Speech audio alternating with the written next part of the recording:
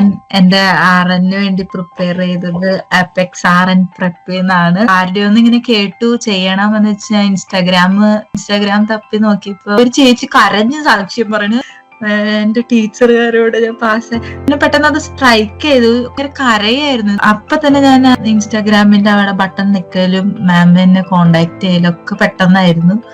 ഒന്നും പേടിക്കണ്ട, സാൻ മേരിക്ക് പഠിക്കാൻ ധൈര്യമുണ്ടോ, ഞാൻ സാൻ മേരിനെ പാസ്സാക്കി തരുന്നു പറഞ്ഞു.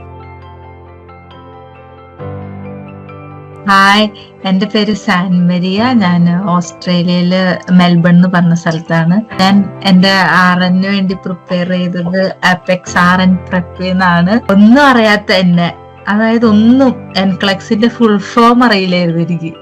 ഒരു എക്സാം എന്നുള്ള രീതിയിലാണ് ഞാൻ ഇരുന്നത്. കേറി മാം പറഞ്ഞ പിൻ ടു പിൻ കാര്യങ്ങള് ഞാൻ എല്ലാം ചെയ്തിരുന്നു.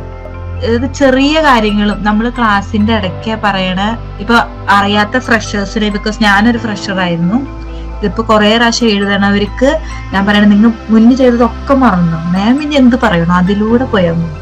ഞാന് മാം പറയണ എല്ലാ കാര്യങ്ങളും ചെയ്തായിരുന്നു. 100% ഞാൻ എഫേർട്ട് ഇട്ടായിരുന്നു. ഓസ്ട്രേലിയ വരാനായിട്ട് PT IELTS OET ഒക്കെ എഴുതിയിട്ടുണ്ട്.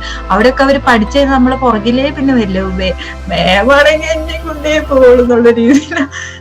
അത് നമ്മുടെ ഒരു വലിയ അനുഗ്രഹം. ഇവിടെ ഇരിക്കുന്ന എല്ലാവരോടും ഞാൻ പറയണ്, നിങ്ങൾ മാമിന്റെ അടുത്ത് എത്തിയെങ്കിൽ അത് നിങ്ങളുടെ ഒരു വലിയ ദൈവകൃപയാണെന്ന്. എന്റെ ആകെ 3 നോട്ട് ബുക്കുള്ളൂ കേട്ടോ മാം പഠിപ്പിച്ചത്. 3 ഒരു 200 പേജസിന്റെ 100 പേജസിന്റെ 3 നോട്ട് ബുക്ക് ഉണ്ട്. അതില് പിൻ ടു പിൻ കാര്യങ്ങള് നമ്മൾ പഠിക്കണം. പഠിക്കാണ്ട് പറ്റില്ല, എളുപ്പമൊന്നുമല്ല. ഈ പരീക്ഷ നല്ല പാടാണ്. ഞാൻ എഴുതിയോണ്ട് പറയാണ്.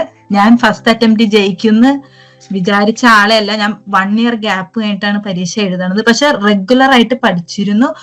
മാം പറഞ്ഞ എല്ലാ കാര്യങ്ങളും നമ്മൾ ഫസ്റ്റ് ഇടയതോടെ, എനിക്കറിയാം ഈ ബാച്ചിനോട് മാം പറയും നിങ്ങൾ RN എഴുതി ഒട്ടിച്ചു വെച്ചോളാം പറയും.